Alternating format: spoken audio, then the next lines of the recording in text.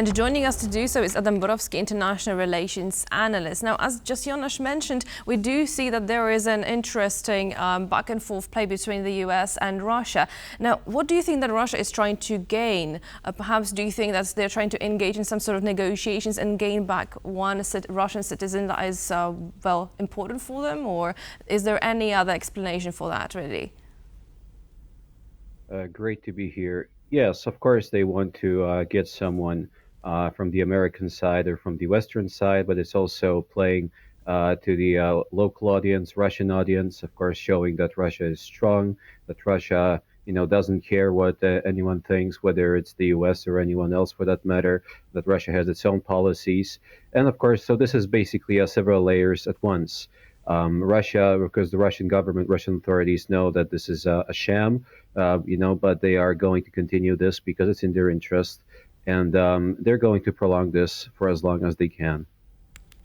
So, of course, even the accusations themselves, this is a Russian classic, really. If you don't like someone, you want to arrest someone, accuse them of espionage.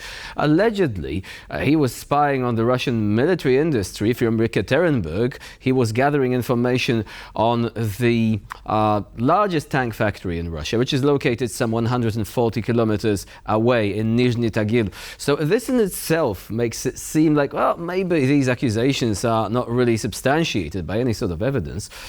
What do you think is likely to happen now? I mean, these are, under Russian law, serious accusations. So do you think that he is going to be convicted and later on that the whole bargaining process will begin? Well, I think it depends on the larger picture as well, how the war is going to go, because of course he is going to be used as a propaganda prop. So the Russian regime is definitely going to be looking at that. But we need to look at the whole context. Russia or the Soviets, they have a long history in the past of using or abusing psychiatry, for example, to get to their enemies. So it's not nothing new, okay? They have a lot of experience with that, unfortunately. Even when you look at the glass cage, of course, it's designed to humiliate, to intimidate. So everything here points, you are guilty, even subconsciously, implicitly, regardless of whether it's a trial or not. Of course, in Polish history, we have similar stories with sham trials, trial of 16, and so on. So we know exactly what this is about. So yes, they're going to keep prolonging this, and unless there is a really good deal on the table, we're likely not going to know about this deal even, probably.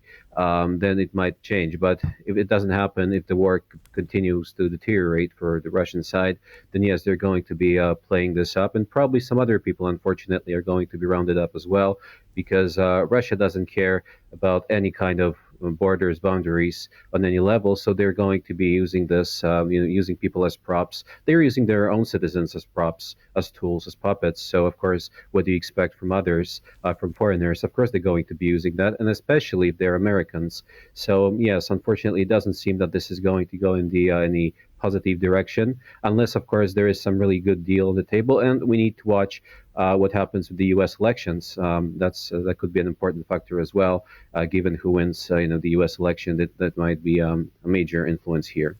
You mentioned that unless there is a good deal on the table, then Russia won't budge. So let's pause here for a moment and perhaps explore it further.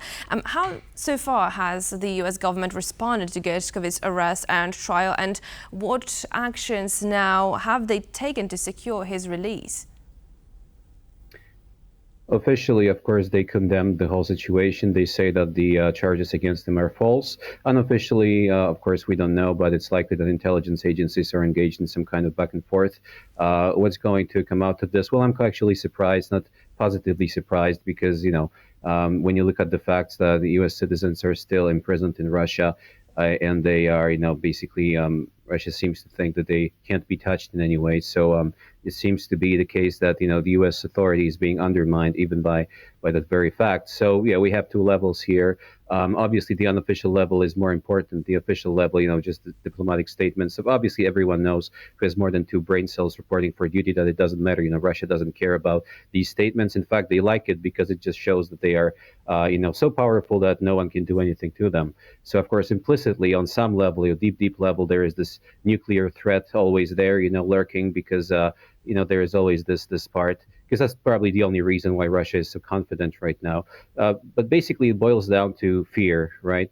That people are afraid, especially in the West in some cases, that the Russian regime, that they don't want to speak up because Russia can target them and so on and so forth. So we need to get rid of that fear, because if we keep being afraid, then Russia is going to keep doing this, and the consequences will be worse and worse for the West as a whole. And do you think that we should be worried about the health and well-being of Evan Gershkovich? What is the status of prisoners such as these? We do know that political prisoners, especially ones that were born in Russia, that lived in Russia, and they turned against Putin, well, they are mishandled on a routine basis. They are subjected to inhuman and degrading treatment, torture. They sometimes fail to emerge from prison at all, like in the case of Navalny. But what about foreign prisoners? Does their status as possible valuable bargaining chips make them partially immune to the vagaries of the Russian prison system? Well, of course, you need to remember what we see and what's actually happening behind the scenes. We don't know. He is most likely abused in some way. That wouldn't surprise me. But of course, for cameras and for public appearances, Russia wants to keep up this facade that we are, that they are so civilized. They always make these. Of course, the officials, right? There's always this contrast between the officials and propagandists.